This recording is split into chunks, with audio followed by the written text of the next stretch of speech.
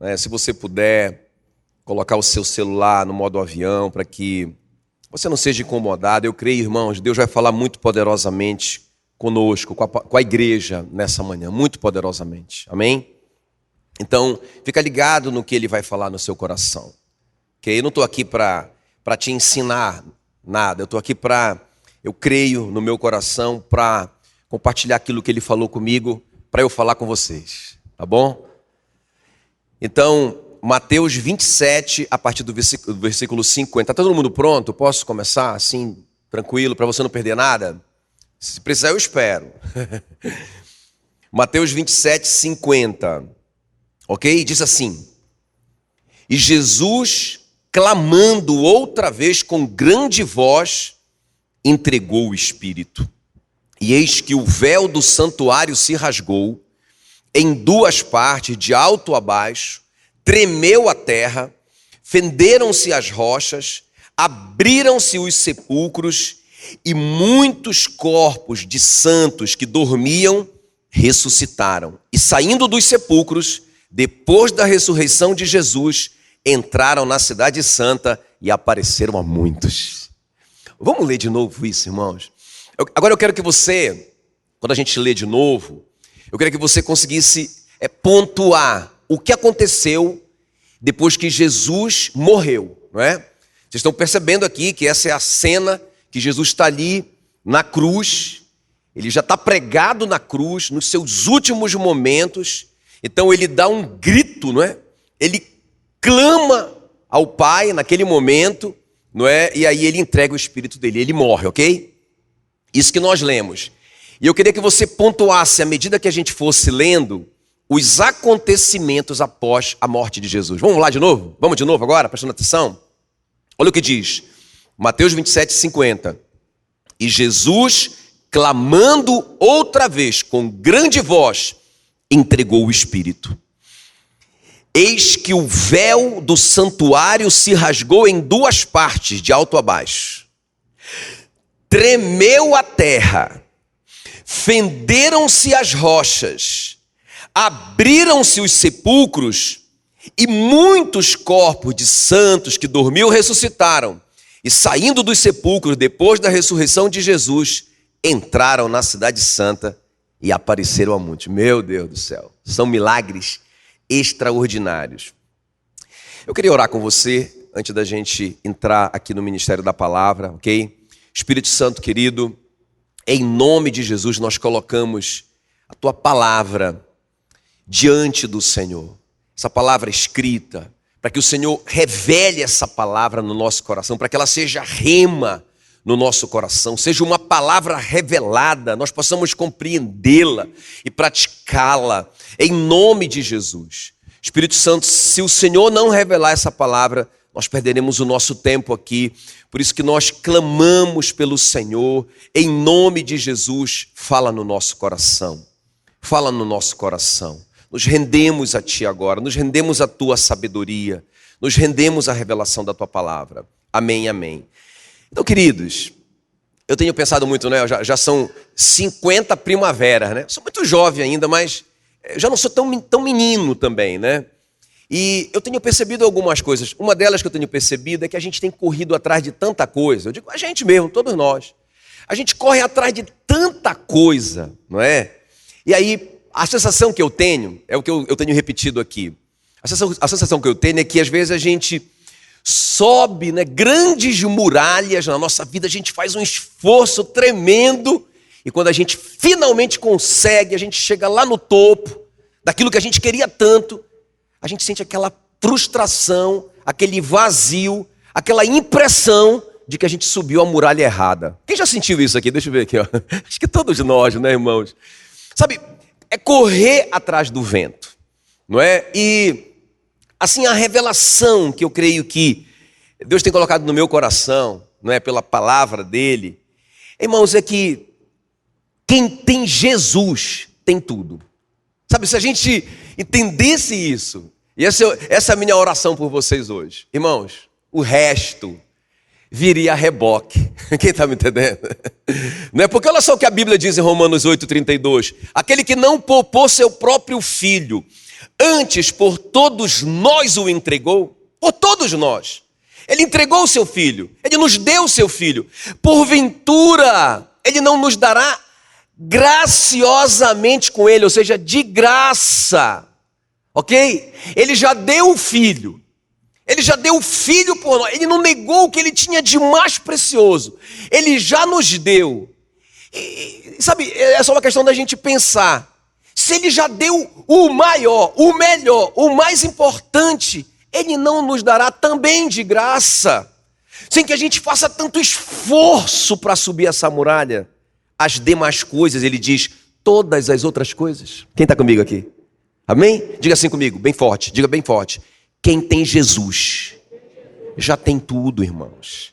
Amém? Por isso que o próprio Jesus ensina isso, ele diz, buscai em primeiro lugar o reino de Deus e a sua justiça.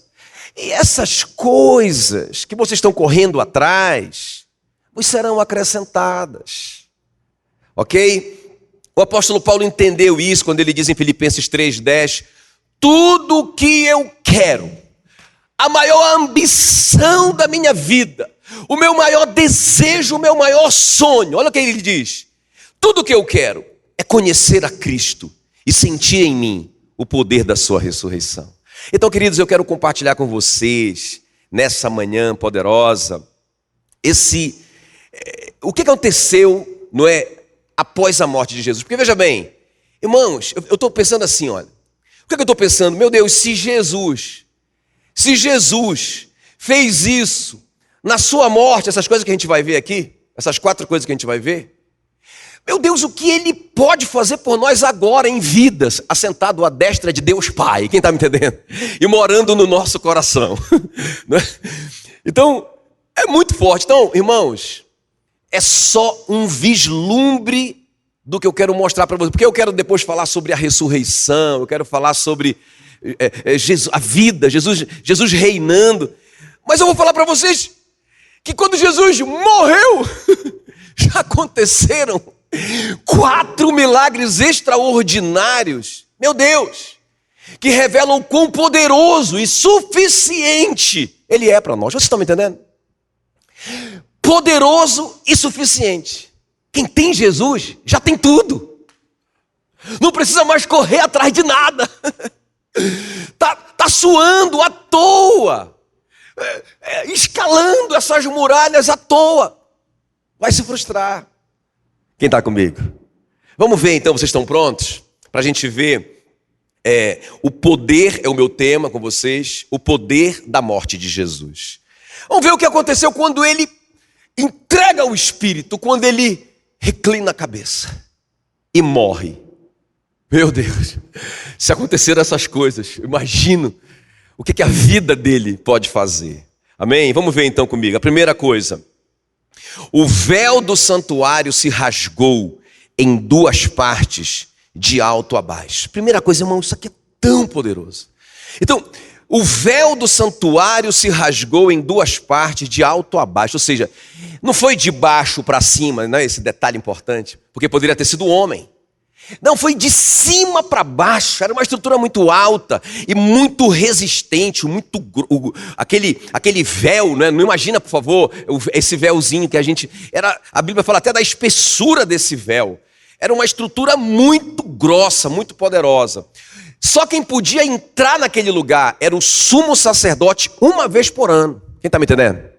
Só ele via o que tinha lá dentro. Os segredos do Santo dos Santos. Todo mundo entrava no átrio, os sacerdotes entravam no lugar santo, mas no Santo dos Santos, só o sumo sacerdote 1 vez por ano. E se ele tivesse pecado, ele morria lá dentro. Não é? Isso não tem na Bíblia, mas os historiadores dizem que eles entravam com a perna amarrada, não é? Com uma corda amarrada no pé, caso eles morressem. Eles só eram puxados porque ninguém que não fosse o sumo sacerdote poderia entrar no Santo dos Santos. Quem está me entendendo? Irmãos, então quando Jesus morre, o véu é rasgado de cima para baixo. O que acontece? Irmãos, os segredos do Santo dos Santos foi revelado a cada um de nós, a todos os crentes. Quem está me entendendo? A todos aqueles que creem no nome de Jesus. Quem está me entendendo? A revelação, o poder da revelação. Olha o que diz Deuteronômio 29, eu amo isso. As coisas encobertas pertencem ao Senhor, o nosso Deus. Porém, as reveladas nos pertencem. Diga assim, a revelação pertence ao crente. Pode falar de novo? A revelação pertence ao crente. A nós e a nossos filhos para sempre. Então veja bem o que eu vou te falar aqui, irmãos. Eu fico pensando, meu Deus, a gente não precisa de mais nada. Nós já temos esse livre acesso. Nós temos revelação, os segredos foram revelados. Nós temos a revelação do Santo dos Santos, a revelação de Deus. Agora veja bem, eu fico pensando, por que, irmãos? Não é?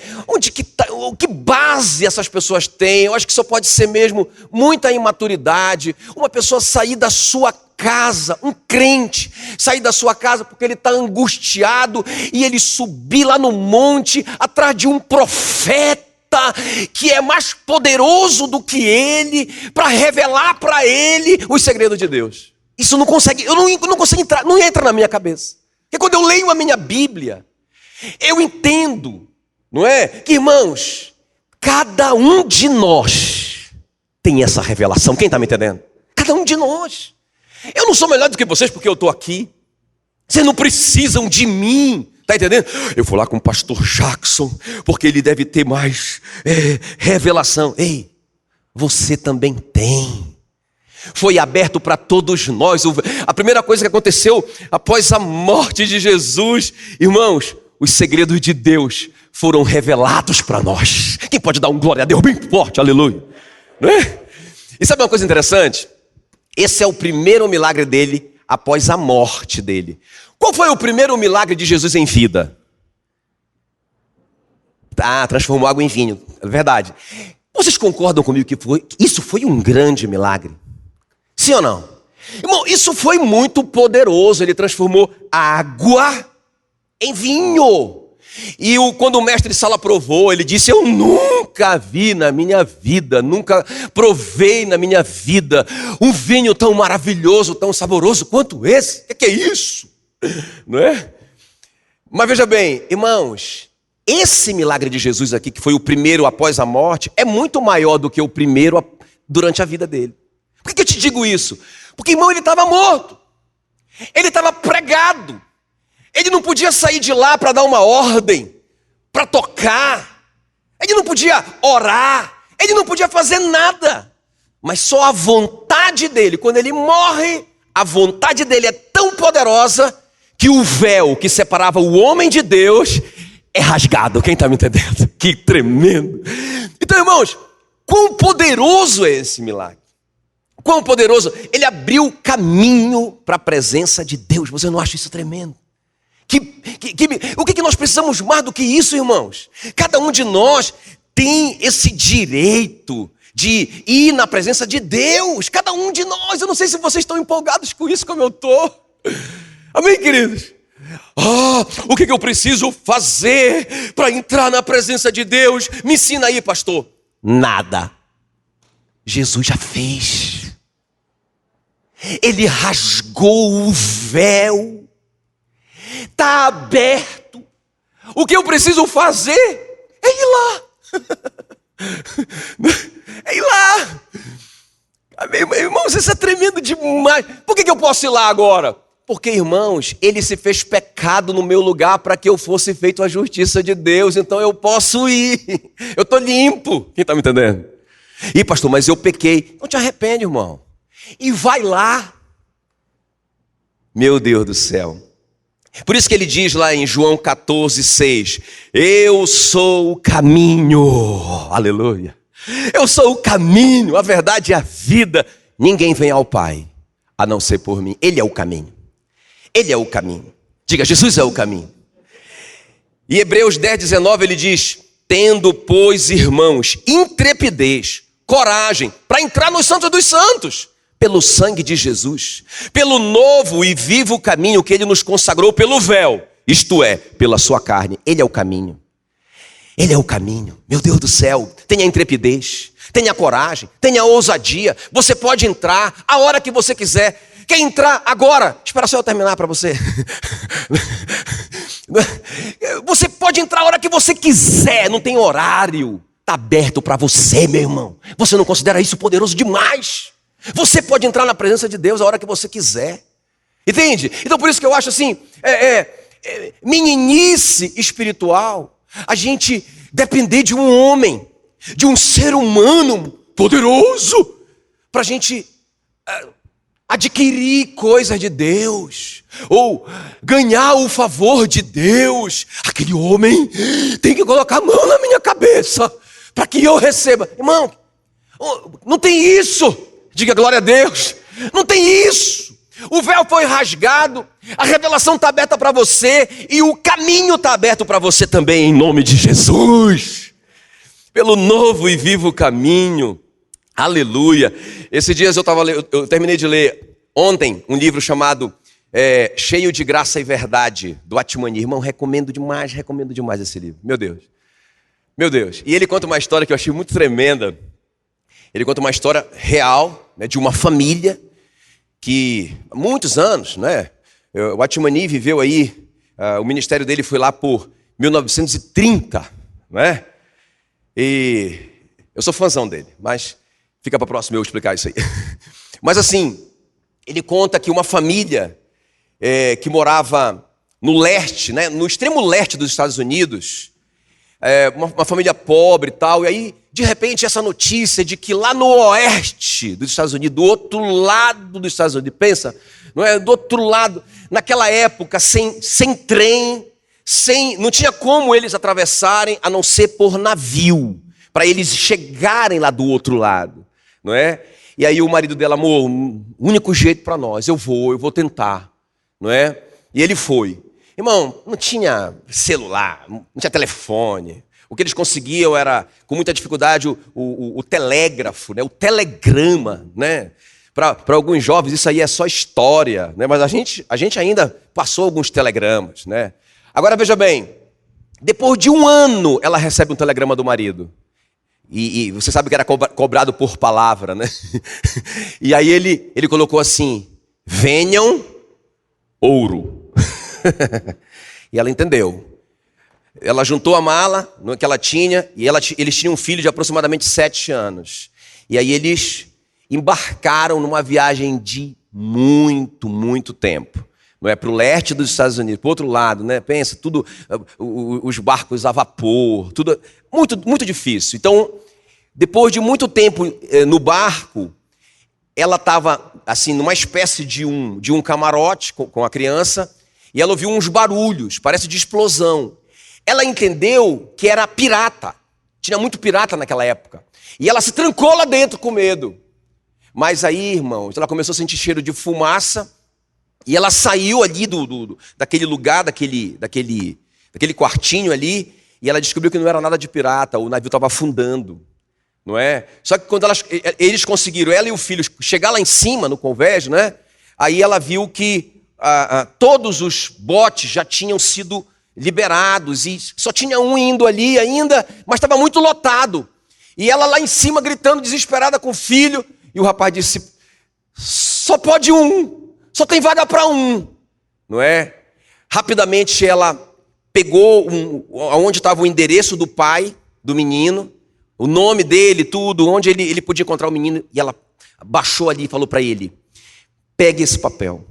Aqui está o nome do seu pai, o endereço do seu pai. Procure ele, peça ajuda e diga para ele que eu precisei morrer para que você visse a face dele.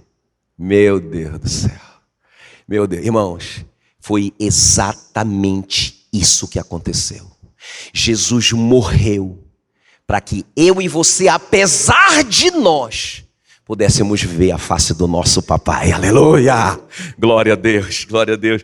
Eu estava ali ouvindo uma música. Eu estava ouvindo uma música. Se vocês pudessem cantar essa música depois, não é? Essa música que a Ana Paula gravou agora, que na verdade é uma música em inglês, né? Que ela traduziu. Eu só posso imaginar. Quem já ouviu a Ana Paula cantar essa música? Eu só posso imaginar. Meu Deus, eu vou tentar cantar. Mas ela fala assim, ela fala assim: eu só posso imaginar, cercado por tua glória, o que eu vou sentir? Será que eu vou dançar? Ou de joelhos vou cair? Vou gritar em tua presença, ou em silêncio vou ficar? Cantarei, aleluia. Será que eu vou conseguir falar? Só posso imaginar. Eu só posso imaginar. Irmão, eu estava ali ouvindo essa música, chorando ali. Cara, o que eu vou fazer quando eu chegar na presença dele? Eu vou gritar, eu vou chorar, eu vou falar com ele, eu vou ficar em silêncio. O que eu vou fazer? Sabe, porque Jesus morreu. Irmão, o caminho está aberto, quem está me entendendo? Nós podemos entrar na presença dele, que coisa tremenda. Então esse foi o primeiro milagre, o primeiro acontecimento após a morte de Jesus, ok? A segunda coisa que aconteceu, vamos comigo. Se quiser, quando eu falar os pontos, vocês podem colocar o texto de novo para eles lembrarem, tá? Eu nem combinei com vocês o texto lá de cima, né? O texto principal, só para eles irem vendo o texto. Então a segunda coisa aqui, irmãos. Então qual que é o primeiro milagre que aconteceu? O véu do santuário se rasgou em duas partes de alto a baixo. Aleluia. Foi Jesus que fez. Que milagre poderoso esse. Ele abriu o caminho da revelação. Nós temos a revelação de Deus. Nós temos o caminho à sua presença pelo que ele realizou. Amém, queridos? Que tremendo, que tremendo. E a segunda coisa? A terra tremeu. Isso é outra coisa muito, muito, muito poderosa, não é? Tremeu a terra, ok? Tremeu a terra. Então ele estava morrendo, irmãos, e ele fez a terra sob os seus pés tremer. Quem está me entendendo? Estão percebendo o poder dele? O milagre depois da morte, ele morre. O véu é rasgado por causa da sua vontade, sem ele mandar, sem ele estar lá. A terra começa... Não fala que tremeu ali, onde ele está. Irmão, a terra tremeu. O globo tremeu. Quem está me entendendo? O poder de Jesus. Agora, veja bem o que eu creio nisso. Eu creio que se trata de uma profecia para os últimos dias. Porque, irmãos, veja bem. Quando ele voltar, os joelhos vão se tremer. Quem está me entendendo? Não o nosso, aleluia. Mas os joelhos vão se tremer porque a Bíblia diz isso. A terra vai tremer. Quando ele fala assim, ele morre. E a terra treme. E quando ele voltar, meu irmão, essa terra vai sacudir. Não é? E quem não estiver pronto, o joelho vai bater um no outro. Porque quando aquele que não estiver pronto, aquele que não levou a coisa a sério, quando ele vê que Jesus está voltando mesmo, quando ele começar a ouvir, não é, dos acontecimentos dos últimos dias, pessoas desaparecendo, não é? Ele vai dizer, cara, o resto é verdade. E pode ser tarde demais. Pode ser tarde demais. Está entendendo? Irmão, é isso que nós precisamos. Não precisamos de mais nada, só de Jesus. O resto vem a reboque. Olha o que diz Apocalipse 1:7. Eis que vem com as nuvens, e todo olho verá. Até aqueles que o traspassaram, ou seja, aqueles que o mataram, aqueles que não fizeram caso dele. E todas as tribos da terra se lamentarão sobre ele, certamente. Amém. Então, ele morre e a terra treme. Quando ele voltar, a terra vai tremer de novo, vai sacudir. Olha o que diz Filipenses 2:9. Deus o exaltou sobremaneira. Ele deu o nome que está acima de todo nome, para que ao nome de Jesus se dobre todo joelho nos céus, na terra e debaixo da terra, e toda língua confesse: Jesus Cristo é Senhor, para a glória de Deus Pai. Aleluia. Agora, o que fez a terra tremer? Olha para mim, olha para mim. O que fez a terra tremer, irmão, foi simplesmente a morte do nosso Senhor. Sabe, eu vejo assim que nos nossos dias, eu vejo a igreja se esforçando muito para abalar o mundo. Não é? A igreja até mesmo criando uma cara de mundo para tentar convencer o mundo. Sabe, eu lembrei esses dias de uma palavra do Rick Warren, não é? Aquele que escreveu Igreja com Propósito. Ele falando porque a igreja dele lá no Vale de Cedar Black é uma igreja próxima ali da Disney World, da Disneyland e tal, não é? E aí as pessoas começaram a cobrar dele. Olha, os nossos jovens estão indo mais para a Disneylândia do que para a igreja. Então nós temos que fazer algumas coisas aqui na igreja para atrair essa moçada. E ele falou uma coisa que marcou a minha vida para sempre. Ele disse, o que nós temos que dar para eles é o que a Disneylândia jamais vai dar. Jesus. Nós só precisamos disso, irmãos. Então, sabe, eu não vejo nenhum esforço aqui para que a terra tremesse, para que a terra fosse abalada. Jesus só morreu. Se nós simplesmente pregássemos o evangelho, olha o que diz Romanos 1,16, não me envergonho do evangelho, disse o apóstolo Paulo, porque ele é o poder de Deus. O evangelho é o poder de Deus. Irmãos, se nós simplesmente pregássemos o evangelho, nós já tínhamos abalado o mundo, quem está me entendendo? Só que a gente está tentando fazer com que o mundo venha e a gente meio que se transformando no mundo. Para convencer o mundo. Sabe, eu vejo assim, a igreja com medo de pregar o evangelho. Porque essa palavra pode não atrair muito, pastor. Ela pode não ser interessante para as pessoas. Porque o que as pessoas querem são as coisas. O que as pessoas estão correndo atrás é do sucesso pessoal. Mas eu estou dizendo, irmãos, que se nós temos Jesus, nós temos tudo. Se nós colocarmos em primeiro lugar o seu reino e a sua justiça, essas coisas, elas são autênticas, elas são legítimas, não tem nada de errado nelas, mas elas vão seguir você. Se atentamente ouvires a voz do Senhor e obedeceres, todas essas coisas virão sobre vocês e alcançarão vocês. A bênção que vai perseguir você, eu vou jogar uma praga para vocês, que essa bênção te pegue.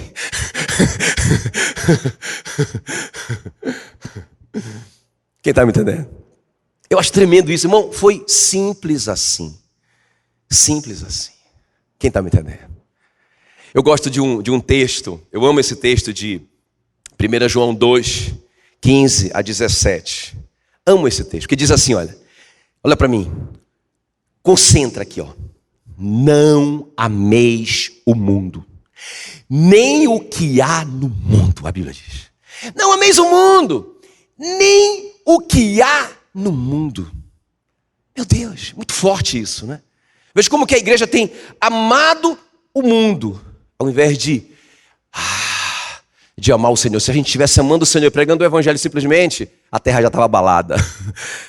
Falaram do apóstolo Paulo, esses que têm transtornado o mundo. Aleluia. Não ameis o mundo, nem o que há no mundo. Se alguém amar o mundo, o amor do Pai não está nele. Porque o que há no mundo, a concupiscência da carne, a concupiscência dos olhos e a soberba do mundo, não procede do Pai, procede do mundo. Ora, o mundo passa, bem como a sua concupiscência, mas aquele que faz a vontade do Pai permanece para sempre. Aleluia. Então, irmãos, eu não tenho que ter medo porque tudo vai tremer, porque eu vou permanecer. Quem está comigo aqui? Você não tem que ter medo. Vai tremer. No amor não existe medo. Todo joelho vai se tremer, mas o seu não. O seu vai ficar naquela que eu falei, vai cantar a música da Ana Paula. Amém, queridos? O que eu vou fazer quando eu chegar na presença dele? Aleluia. Vou cantar de alegria. Glória a Deus. E terceiro lugar. Glória a Deus. Então qual que é o primeiro milagre? Véu rasgou.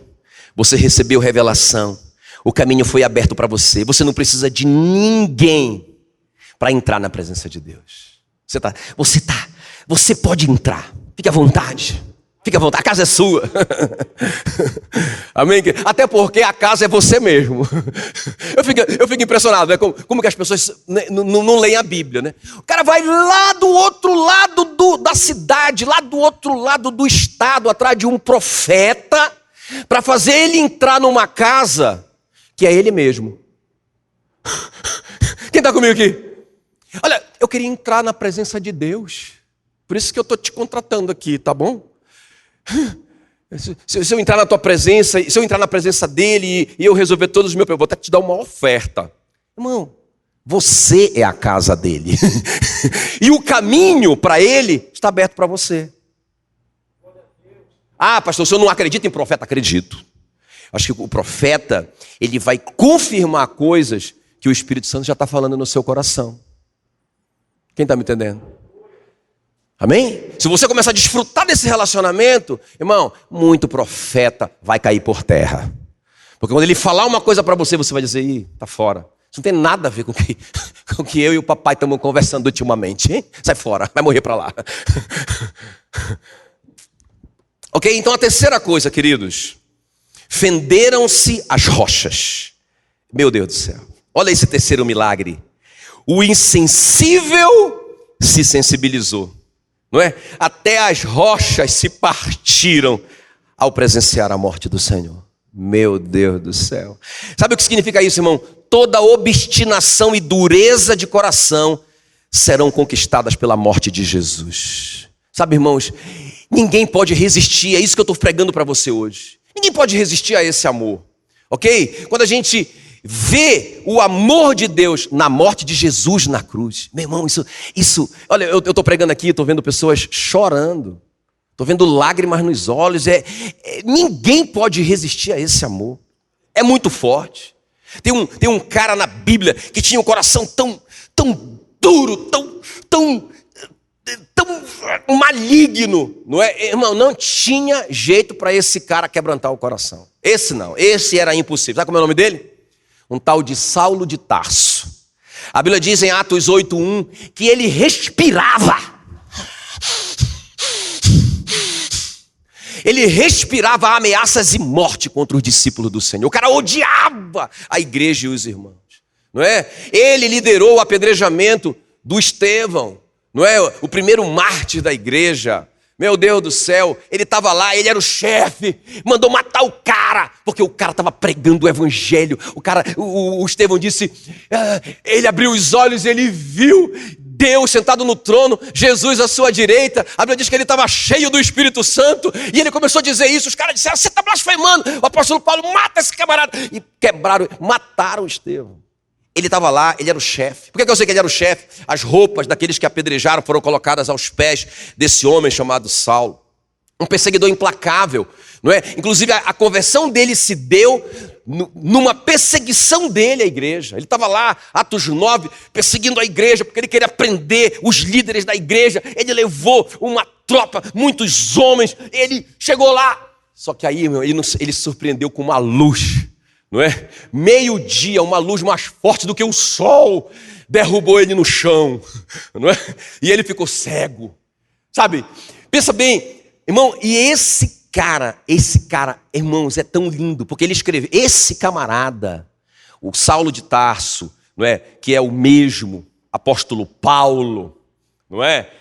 Esse cara vai escrever a maior parte do Novo Testamento. Ia ser uma cena que marca para mim a vida desse homem, que esse coração de pedra quebrou. Diga assim, ninguém vai resistir a esse amor. É só a gente pregar o evangelho, irmãos. Ninguém resiste a esse amor. Olha só o que aconteceu, ele estava preso por causa do evangelho agora, não é? Ele estava pregando o evangelho, ele amava Jesus, e ele foi preso por causa disso. E lá na prisão, em uma das tantas prisões do apóstolo Paulo, ele conheceu um homem chamado Onésimo. Sabe quem que esse cara era? Ele era um ladrão. O Onésimo, ele era ladrão. Ele era um escravo fugitivo que roubou o seu patrão, chamado Filemon. E aí ele foi parar, irmão, na cela do apóstolo Paulo. Coitado. Assim, de uma maneira positiva. Porque, irmãos, esse cara conheceu Jesus ali naquela cela, o Onésimo. E ele ficou preso, algemado no Paulo. E o Paulo pregou de Jesus para ele, ele se apaixonou por Jesus. Quando o Onésimo foi liberado, o Paulo ainda ficou. E o Paulo escreve essa carta poderosa, uma carta de um capítulo só, chamada Carta a Filemon, que está na sua Bíblia. Irmãos, uma das cartas mais poderosas que o apóstolo Paulo escreveu para um homem, não é? Ele escreve pedindo pelo Onésimo, que ele ganhou na prisão. Ele diz, olha, eu estou aqui te pedindo pelo meu filho Onésimo, que eu gerei entre as minhas algemas. Que coisa tremenda. E fala assim: eu podia te ordenar, Filemon, não é? Eu podia te ordenar, porque você me deve a sua própria vida. Mas eu prefiro te pedir em nome do amor, que você receba o meu filho Onésimo, como se você estivesse recebendo a mim mesmo. Olha, se ele te deve alguma coisa, coloca na minha conta. Quando eu sair daqui, eu te pago. Não trata mais ele como escravo, trata ele como um irmão caríssimo. É o mesmo camarada que matou o pobre do Estevão. É o mesmo camarada que perseguia os irmãos implacavelmente. Ele se tornou esse cara que escreveu 1 Coríntios 13, o capítulo do amor. O amor é paciente, o amor é benigno, o amor não se porta inconvenientemente, o amor tudo suporta, o amor tudo crê. Meu Deus do céu, quem escreveu isso foi esse ex-duro de coração. Diga: ninguém vai resistir a esse amor. Você crê nisso? Você crê que a sua família que não conhece ainda Jesus não vai resistir a esse amor? Meu Deus do céu, como resistir a esse amor? Olha o que diz João 3,16. Porque Deus amou o mundo de tal maneira que deu o seu Filho unigênito, para que todo aquele que nele crê não pereça, mas tenha a vida eterna. Eu não sei se vocês já repararam isso, fica ligado comigo aqui, ó. Eu não sei se vocês já perceberam, esse texto é muito poderoso, não é? Olha o que diz: porque Deus amou o mundo de tal maneira. Irmãos, isso aqui é um grande fato. Deus nos amou primeiro, antes de nós fazermos qualquer coisa por Ele. Ele nos amou como? Como que Ele nos amou? Como que Ele nos amou? De tal maneira. O escritor não encontrou uma palavra para dizer. Ele podia dizer: ele amou muito. Ele achou insuficiente. Ele amou demasiadamente. Ele achou pouco. Ele amou extraordinariamente. Ele, não dá. Que palavra eu coloco aqui? O Espírito Santo inspirou ele. Ele amou de tal maneira, eu não consigo explicar. Irmão, isso é um grande fato. Deus te ama desse jeito. Você pode resistir a esse amor? Quantos aqui tem filhos? Deixa eu ver, quantos aqui tem filhos? Não é? Eu estava até conversando com o irmão ontem, não é? No evento que a gente estava, ele falou uma coisa que eu achei interessante, ele me falando de um filme que ele viu, que ali, aquela cena que eles estão pendurados na corda, numa subida do Monte Everest, não é? Parece que é uma história real também. E eles estão pendurados, e estão 3 pendurados numa corda, e a corda vai se quebrar.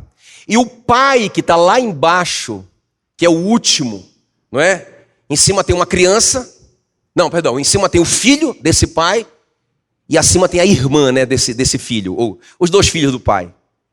E aí o pai diz para o filho: corta a corda, nós vamos morrer, corta a corda. Ou seja, me mata para vocês sobreviverem. Aí ele diz: não pai, corta a corda. O pai não tem como cortar. E aí, irmão, o filho tem que cortar a corda, né? E aí esse irmão estava falando: pastor, assim que nós somos pelos nossos filhos. Porque se eu tivesse lá, e eu tivesse como cortar a corda, nem teria essa discussão. Eu pensei: é verdade. O que nós não somos capazes de fazer por um filho. Quem está me entendendo? Eu só estou te dando essa comparação para você entender o seguinte: esse seu amor pelo seu filho, que você seria capaz de cortar a corda para ele sobreviver, não se compara. Não tem como a gente comparar com esse amor de tal maneira. Então a primeira coisa aqui, irmãos, um grande fato: Deus nos amou de tal maneira. Agora tem uma condição, ou seja, uma grande condição. Deus amou o mundo de tal maneira que deu seu Filho unigênito, para que todo aquele que nele crê. Qual que é a grande condição? Você tem que crer nesse amor. Você tem que crer nesse amor. Você tem que ver Jesus na cruz, morrendo no seu lugar. Aí você vai ver o amor de Deus de tal maneira. Tem uma condição. Tem um grande fato: ele te amou desse jeito. Mas tem uma grande condição: você tem que crer nisso. E também tem uma grande consequência. Qual é a grande consequência? Eu vou ler de novo. Porque Deus amou o mundo de tal maneira que deu o seu Filho unigênito, para que todo aquele que nele crê, a condição, olha a grande consequência, não pereça, mas tenha a vida eterna. Meu Deus, meu Deus, que consequência, a vida eterna. A vida eterna. Quem pode resistir a esse amor que te deu a vida eterna? Amém, queridos? Então as rochas não resistiram, quebraram. Isso é profético. O coração mais duro vai se quebrar diante desse amor, em nome de Jesus. Por isso que eu digo, irmãos, se a gente estivesse pregando o evangelho, o mundo já estaria alcançado. Mas a gente virou um monte de coisa. Eu não vou nem falar para não ofender ninguém. Mas a gente virou um monte de coisa na igreja para atrair as pessoas. Menos falar desse amor simples e poderoso da cruz de Cristo.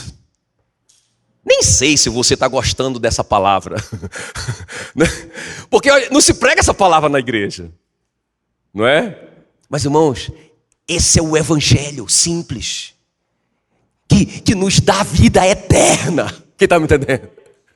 É esse evangelho simples que rasga o véu. É esse evangelho simples que treme a terra. É esse evangelho simples que quebra os corações. Aleluia, em nome de Jesus. Amém, queridos? Nós recebemos, irmãos, esse novo coração de Jesus. Por que a gente vai? Por que o apóstolo Paulo quebrou? Por que esse homem mau virou quem ele se tornou? Eu te peço pelo meu filho Onésimo. Quem é esse cara? Quem que é esse cara? É o ex-assassino. É meu filhinho. Eu ganhei entre as algemas. É o meu filhinho. Por favor, cuida do meu filhinho. Se ele te fez algum prejuízo, eu pago pelo meu filhinho. Um ladrão! Um escravo! O cara se tornou um apaixonado pelas vidas. Que coisa tremenda. Não é? Mas por que isso? Porque agora nós temos um novo coração. Olha o que diz Gálatas 2:20. Logo, já não sou eu quem vive, mas Cristo vive em mim. Diga glória a Deus. E esse viver que agora eu tenho na carne, eu vivo pela fé no Filho de Deus que me amou e a si mesmo se entregou por mim. Você tem um novo coração, porque Cristo vive em você. Irmão, diga assim comigo: quem tem Jesus, já tem tudo. Olha só o que você tem até aqui. Você tem revelação. Precisa. Como que eu vou saber? Ora. Fala com ele. Senhor, mostra para mim. Mostra para mim. Você tem revelação. Como que eu chego a Deus? Como que eu vou chegar a Deus? Ele disse: eu sou o caminho, a verdade e a vida. Ninguém vem ao Pai a não ser por mim. Ei, eu sou o caminho. Eu não sou um caminho, não. Mentira esse papo de todos os caminhos levam a Deus. Mentira do diabo. Eu sou o caminho. Nenhuma religião leva a Deus. Só Jesus leva a Deus. Amém, querido? Olha o que você já tem. Você tem revelação. Você tem livre acesso por esse caminho. O que mais que você tem? Você tem esse novo coração de Jesus batendo dentro de você. Você não tem mais esse coração de pedra. E esse seu novo coração vai compartilhar sua fé com as pessoas que você ama. E eles não vão resistir, porque eles vão ver o amor de Jesus em você. Quem está me entendendo? Meu Deus, você já tem isso? O que mais que você tem? Fala para mim, pastor. O que eu tenho? Quem tem Jesus tem tudo. Meu irmão, você tem ousadia. Porque todo mundo vai tremer. A terra vai tremer. O mundo vai tremer. E você vai se alegrar. Você vai festejar. Aleluia. Olha aí o que você já tem. É muita coisa. Concorda comigo? Isso vale mais do que ouro.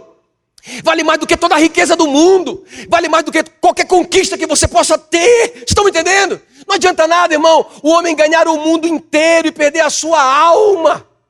Não adianta nada.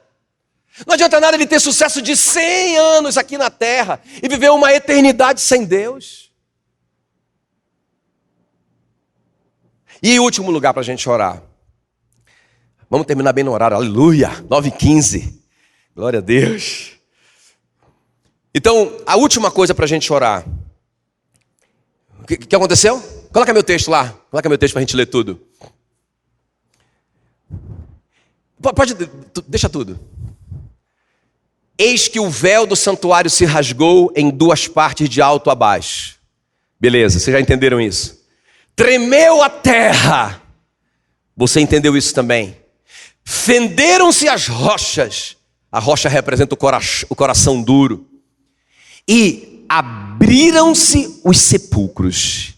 E muitos corpos de santos que dormiam ressuscitaram. Eu posso ver um glória a Deus bem forte. Meu Deus! Ai, pastor, será que eu acredito nesse milagre? Irmão, se você não acreditar nesse milagre, você não acredita em mais nada. Porque, veja bem, eu acho isso aqui fantástico demais. Irmão, veja bem, esse milagre, olha só. Quem acha que a ressurreição do Lázaro foi um milagre muito grande? Quem acha? Deixa eu ver, só os que acham. Irmão, peraí. Quantos dias ele estava lá? 4 dias ele estava morto. A Marta disse, Senhor, ele já cheira mal. Jesus disse, removam a pedra. Não vai dar certo esse negócio. 4 dias. Foi ou não foi grande? Eles removeram a pedra, Jesus deu um grito. Ele estava lá, Jesus estava lá. E ele disse, Lázaro, vem para fora. Aquela ordem, aquela palavra que saiu da boca do Deus Emanuel, encontrou aquele corpo em putrefação, irmãos, e as suas células se regeneraram, e todos os sistemas dele se regeneraram, e ele se levantou de lá. Que coisa mais gloriosa é a ressurreição do Lázaro. Mas, irmãos, essa ressurreição é um cisco diante desse milagre aqui. Vocês vão concordar comigo, vamos ver. Primeira coisa, de novo, Jesus não estava lá, ele só morreu. Ele só morreu. E a Bíblia fala assim, e muitos corpos dos santos. Quantos? O Lázaro era só um. Outra coisa, irmãos, a ressurreição do Lázaro, ele estava morto há quantos dias? 4, beleza, ele estava em putrefação. Aqui, irmãos, tem gente aqui desses santos que já estavam mortos há muito tempo. Já era pó. Já era pó. Jesus não estava lá, ele não deu uma palavra, ele não fez uma oração, ele só morreu. E o morto ressuscitou. Imediatamente aquelas células se recompuseram e se transformaram a vida, antes que aquelas pedras em cima deles se movessem sozinhas. Quem está entendendo? O milagre do Lázaro, Jesus disse para os homens que estavam lá, removam a pedra. Todo mundo, vamos lá. E eles, vamos lá. E removeram. Aqui não tinha ninguém para remover. Jesus só morreu. E os sepulcros se partiram no meio. Pá! E o bichinho lá dentro se levantaram. Quem está me entendendo? Irmão, quem tem Jesus tem tudo. Quem tem Jesus tem tudo. Por isso que eu te digo, irmão, você não precisa de alguém para colocar a mão em você para restaurar o seu casamento. Você tem Jesus. Você tem a palavra dele. Ele não está morto, ele vive pelos séculos dos séculos.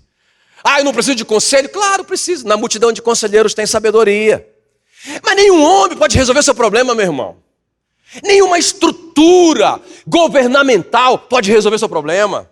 Ah, porque se mudar isso, se mudar aquilo, a gente vai ser mais feliz. Irmãos, quem tem Jesus tem tudo.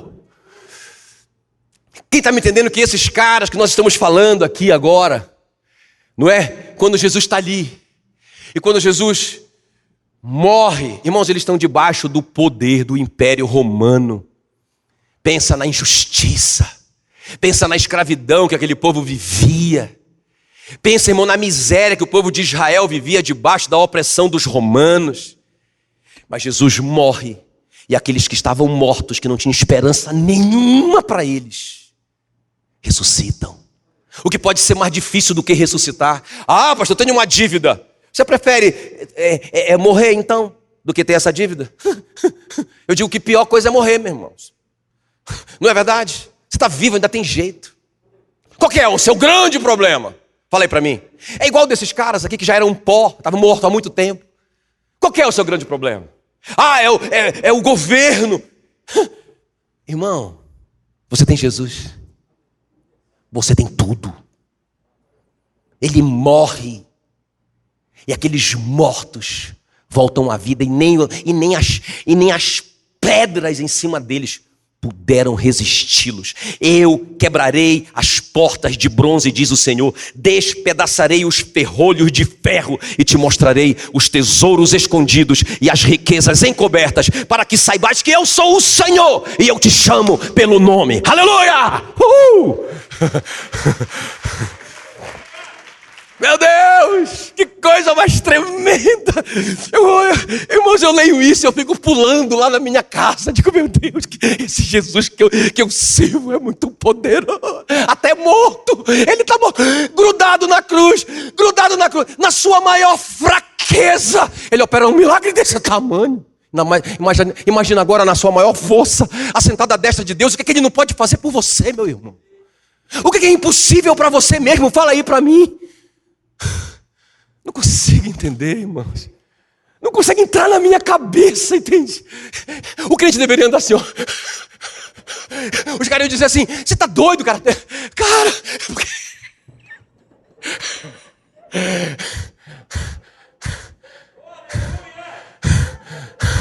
Sério? Não é verdade? O que pode ser impossível? E outra, irmãos. Eu estava lendo a biografia do Atmani. Esse cara, meu Deus, não, irmãos, esse camarada, eu tenho uma lista assim, né? De pessoas que eu quero passar muito tempo conversando. O Atmani, com certeza, não é, a mansão celestial dele deve ser muito próxima ali, deve ser no mesmo condomínio do Rei Jesus, com certeza. Porque esse cara, irmão, foi top demais. Mas sabe o quê? Com 30 anos de ministério, ele era garoto ainda, ele era muito novo ainda. Ele estava com 52 anos, minha idade. Menino. Não é? 52 anos de idade. Ele foi preso. Não é? Ele viveu na China. A China comunista, né? Naquela época era muito pior. Era absolutamente proibido. Era um crime contra o governo pregar o evangelho. E o Atmani foi denunciado como um causador de problemas, não é? E tal, porque ele pregava o evangelho. Ele tinha uma igreja de 100 mil pessoas. Uma igreja subterrânea. Uma igreja formada por grupos familiares. Ele foi o primeiro que falou sobre essa coisa de grupo familiar. Antes do David Young Show. Esse cara foi preso. Irmãos, ele ficou preso até a sua morte. Aos 75 anos. Nunca mais ele saiu da prisão. O que nós temos hoje de Atmani são livros, são cartas que ele escreveu para a sua igreja. E que os irmãos copiaram e foram juntando e fizeram livros dele. Autoridade espiritual, por exemplo, não é? Cara, esse cara escreveu autoridade espiritual debaixo desse governo miserável que ele estava vivendo. Ensinando os irmãos, sejam submissos às autoridades constituídas, porque não há autoridade que não proceda de Deus. Quem resiste à autoridade, resiste ao próprio Deus e trará sobre si mesmo condenação. Quem está me entendendo? Irmão, se tudo der errado, eu não acredito nisso, mas se der, ei, você tem vida eterna, meu. Você vai viver na Nova Jerusalém. Quem está me entendendo? Moço, rua de ouro, aleluia. Eu sei que é só a rua principal, tá? A rua principal é de ouro, as outras não são, né? Tá. Meu irmão, pensa bem, como que vai ser top demais. Nunca vai morrer. Vai comer do maná escondido. Deve ser uma coisa maravilhosa que a gente nunca provou na terra. Que a gente vai estar perto do Senhor para sempre. Nem tem igreja lá, porque nem precisa, porque nem tem sol, porque Ele é o sol da justiça. Já pensou? Como que a gente pode se amar o mundo? Não ameis o mundo. Não ameis o mundo. Não ameis o mundo e nem nada que há no mundo. Se alguém amar o mundo, o amor do Pai não está nele. Porque o que há no mundo, a concupiscência da carne, a concupiscência dos olhos, a soberba da vida, não procede do Pai, mas do mundo. O mundo passa! E toda a sua concupiscência, ou seja, todos os seus desejos, todas as suas conquistas, o mundo passa. Mas aquele que faz a vontade de Deus permanece eternamente. Amém? Aleluia. Que fantástico. Então, abriram-se sepulcros, os corpos dos santos que dormiam, ressuscitaram. Meu Deus do céu. Efésios 2:5 diz: estando nós mortos em nossos delitos, nos deu vida juntamente com Cristo, pela graça sois salvos, e juntamente com Ele nos ressuscitou e nos fez assentar em lugares celestiais, juntamente com Cristo. Olha aqui para mim. Os mortos ressuscitaram quando Ele morreu. Escuta bem. E foi-lhes dado uma posição de autoridade. Deixa eu te falar uma coisa aqui, ó. Escuta aqui, ó. Olha para mim. Olha para mim. Você tem uma posição de autoridade. Qual é a posição de autoridade que você tem, Daniel? Você, a sua posição. Sabe onde que Satanás te vê, Daniel? Assentado juntamente com Cristo nos lugares celestiais, porque ele mora em você. Então, irmão, por que eu vou ter medo do diabo? Eu vou ter medo de alguém. Por isso que Jesus disse: não tenham medo daqueles que podem tirar a vida de vocês. Temam aquele que, além de tirar a vida, pode lançar a alma de vocês no inferno. Mas não tenha medo do homem, não tenha medo de nada, porque você tem uma posição de autoridade. Você é uma autoridade aqui na terra, meu irmão. Você é uma autoridade aqui na terra, Taila. Pequenininha assim, né? Pequenininha, aparentemente fraquinha, não é? Fisicamente falando. O diabo morre de medo da Taila, porque a gente não sabe disso. A gente não crê nisso. Então a gente vê o diabo e vê ele como um gigante. Irmão, ele vê a gente como um gigante. Porque ele vê o leão da tribo de Judá dentro de nós, e nós misturados, ele se confunde às vezes com a gente. Se ele está vendo Jesus, ele está vendo a gente, ele fica meio confundido. Irmão, nós temos uma posição, por isso que eu estou te falando, quem tem Jesus tem tudo. Ele nos ressuscitou e nos fez assentar juntamente com Cristo nos lugares celestiais. Eu tenho uma posição de autoridade. Olha o que diz Romanos 5,17: se pela ofensa de um e por meio de um só reinou a morte, foi o Adão, muito mais os que recebem a abundância da graça e o dom da justiça somos nós. Recebemos a abundância da graça e o dom da justiça. Reinarão em vida. Reinarão em vida. Diga: reinarão em vida. Diga: reinarão em vida. Por meio de um só, a saber, Jesus Cristo. Tá com medo de quê? Vai dar certo. Claro que vai dar certo. Lógico que vai dar certo. Porque não tem impossível para ele. Aleluia. Meu Deus do céu. Agora veja bem. Meu Deus, 1 minuto, vamos lá. Tem coisa que não é possível também, né, gente? Calma lá. Eles ressuscitam. E aí você entendeu que a ressurreição traz essa posição de autoridade. Agora, quando eles saem do sepulcro, depois da ressurreição de Jesus, o versículo 53, eles entraram na cidade santa e apareceram a multidão. Só duas coisas, olha para mim. Então, bora só voltar ali no começo. O que aconteceu quando Jesus reclinou a cabeça? O que significa isso? Bora fazer uma revisão. O que significa isso? Livre acesso, que mais? Revelação. Revelação. Segunda coisa que aconteceu: a terra tremeu. O que significa isso? Irmãos, o mundo todo vai tremer quando ele voltar. Mas eu não. Você não. No amor não existe medo. Você vai ficar alegre. Por isso que o crente não tem que falar: olha, isso é sinal da volta de Jesus. Aí eu acho que Jesus está voltando. Glória a Deus. Me dá vontade de chorar, de pensar nisso. Eu vou ver o meu Senhor. Terceira coisa. Qual é o terceiro? O que significa isso? O coração de Jesus. Eu tenho o coração de Jesus agora. O novo coração eu tenho.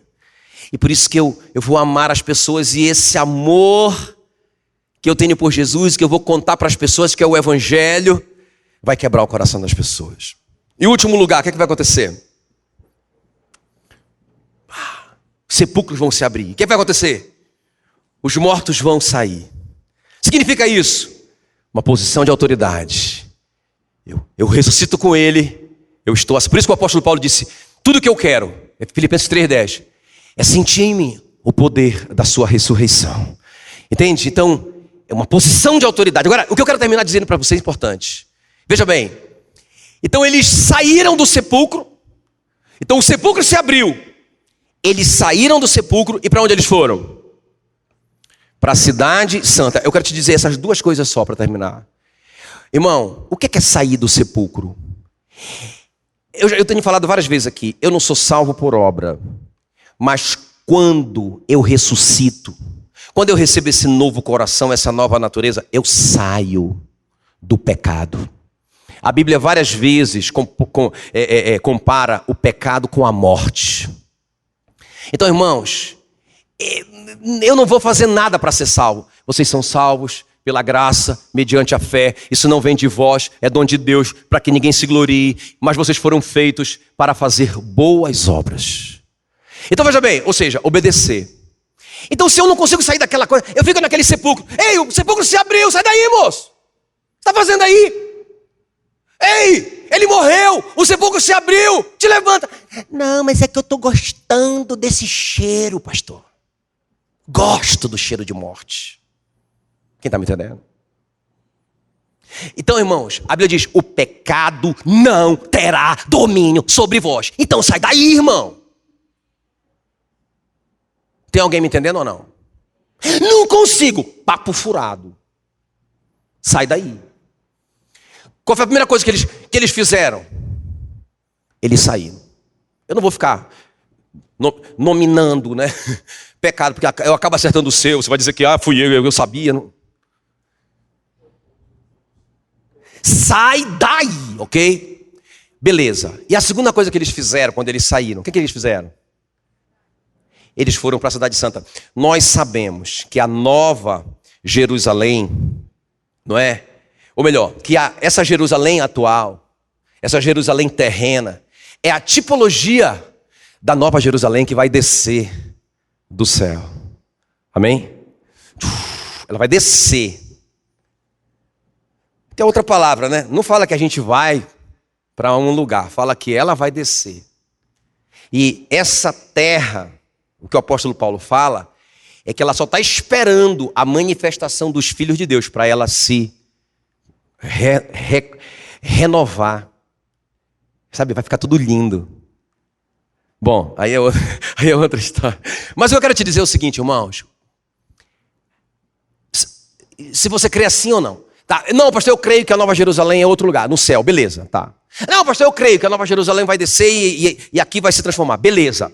Isso para mim é irrelevante. Agora preste bem atenção.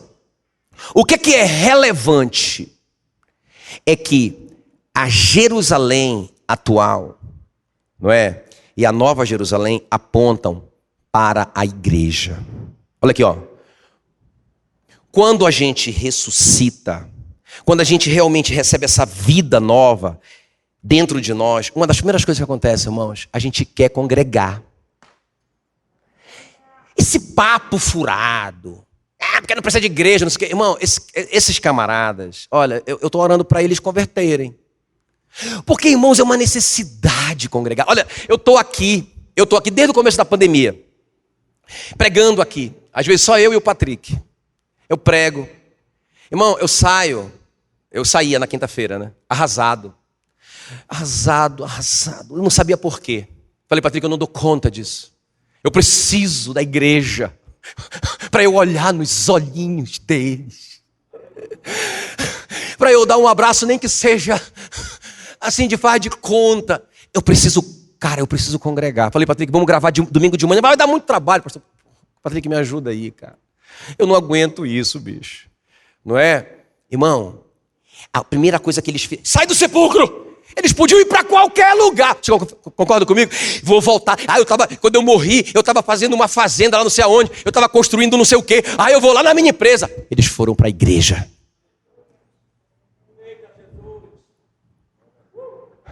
Congregar. Irmãos, eu viajo, às vezes eu viajo por aí, né, com a minha esposa, uma coisa, mas no domingo, se a gente estiver domingo lá, eu não dou conta de ficar onde eu estou. Eu quero congregar, eu quero conhecer uma igreja. Não é? Eu quero ir lá, eu quero ver os irmãos, eu quero congregar. Porque o apóstolo Paulo diz, não deixem de congregar, como é costume de alguns. Não façam isso. Porque, irmãos, em a gente congregar, o sangue está circulando pelo corpo. A igreja é o corpo de Cristo. A Bíblia diz, ela completa Cristo. Se eu não congrego, eu sou um membro separado do corpo, eu vou apodrecer, eu vou morrer. Interessante que quando João tem a revelação de Cristo, lê a sua Bíblia, Apocalipse 1, o versículo 12, Jesus está falando com ele, e ele está ouvindo essa voz atrás dele, aí o João se vira, para ver quem está falando com ele, João 1,12, e o que ele vê? 7 candeeiros de ouro, ele não vê Jesus primeiro, ele vê os 7 candeeiros de ouro, e um, semelhante a filho de homem, vestido com veste talar, não é? Aí vai falando de Jesus, os pés de bronze, da sua boca saíam como um barulho de muitas águas, os seus olhos eram como chama de fogo. Mas aonde que o João viu Jesus? Entre os 7 candeeiros de ouro. Aí o versículo 20 de Apocalipse 1, o próprio Jesus explica para o João, João, o segredo do que você viu, os 7 candeeiros de ouro e aquelas 7 estrelas que eu segurava na minha mão, significa as 7 igrejas locais. E as 7 estrelas significam os anjos de cada uma dessas igrejas, os pastores. E ele diz assim mesmo, escreva o que você vai ouvir e entrega aos anjos da igreja. É lógico que ele não está falando de anjo de asa. Como é que Jesus manda o João dar uma carta para um anjo de asa? Ele está dizendo, entregue para os pastores da igreja. Porque o que eu quero falar é com os pastores da igreja. Está tudo errado, eu quero consertar esse negócio. Onde Jesus estava? A igreja. Não deixa o diabo te enganar, irmão. Não deixa o diabo te enganar, meu querido. Não deixa o diabo te enganar. Quando a gente ressuscita, a gente quer ir para a igreja. Quem está vivo? É por isso que você está aqui, aleluia. Fique em pé no seu lugar, aleluia. Fique em pé, glória a Deus, glória a Deus. Uhul! Quem tem Jesus? Diga comigo, tem tudo! Não. Irmão, eu vi o cara comemorando o gol. Não vou falar o time, porque senão vai gerar confusão aí. O cara, rapaz, tá lá na internet a cena do cara. O cara enlouquecido. Rapaz, só faltava ficar de cabeça para baixo. Moço, eu olhei para aquele cara. Aí eu falo para vocês assim,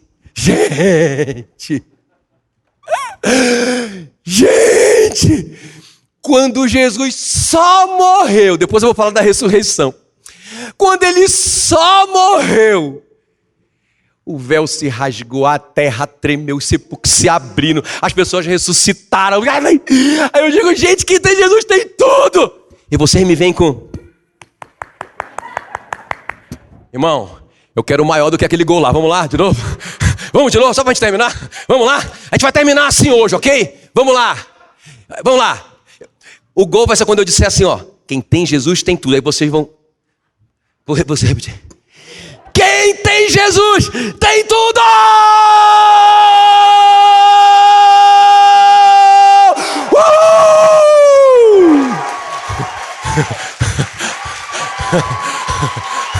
Aleluia!